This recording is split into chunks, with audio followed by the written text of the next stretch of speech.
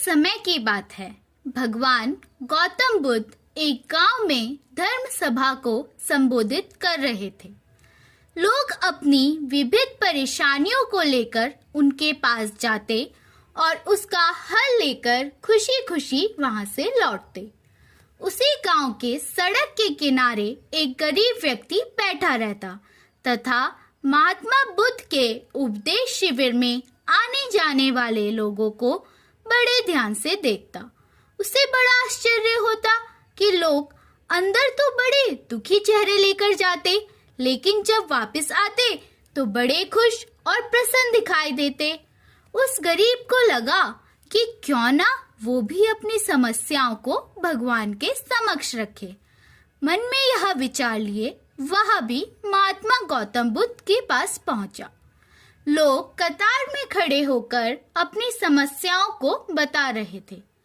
जब उसकी बारी आई तो उसने सबसे पहले महात्मा बुद्ध को प्रणाम किया और फिर कहा, भगवान, इस गांव में लगभग सभी लोग खुश और समृद्ध हैं, फिर मैं क्यों गरीब हूँ?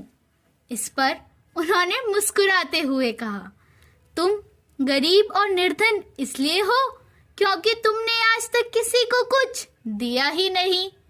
इस पर वह गरीब व्यक्ति बड़ा आश्चर्यचकित हुआ और बोला, भगवान, मेरे पास भला दूसरों को देने के लिए क्या ही होगा?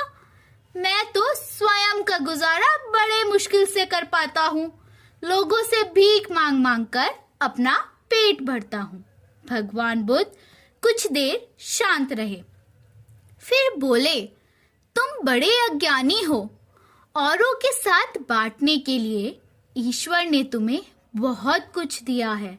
मुस्कुराहट दी है जिससे तुम लोगों में आशा का संचार कर सकते हो।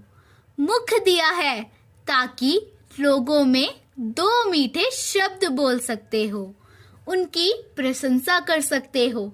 दो हाथ दिए हैं, लोगों की मदद कर सकते हो। ईश्वर ने जिसको ये तीन चीजें दी वह कभी गरीब और निर्धन तो हो ही नहीं सकता। निर्धनता एक विचार है, आदमी के मन में होता है। यह तो एक भ्रम है, इसको निकाल दो।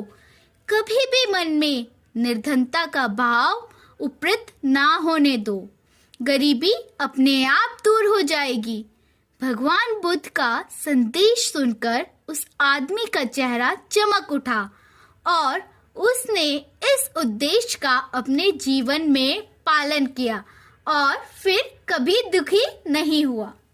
मैं आशा करती हूँ आपको भी इस कहानी से कोई ना कोई सीख मिली होगी।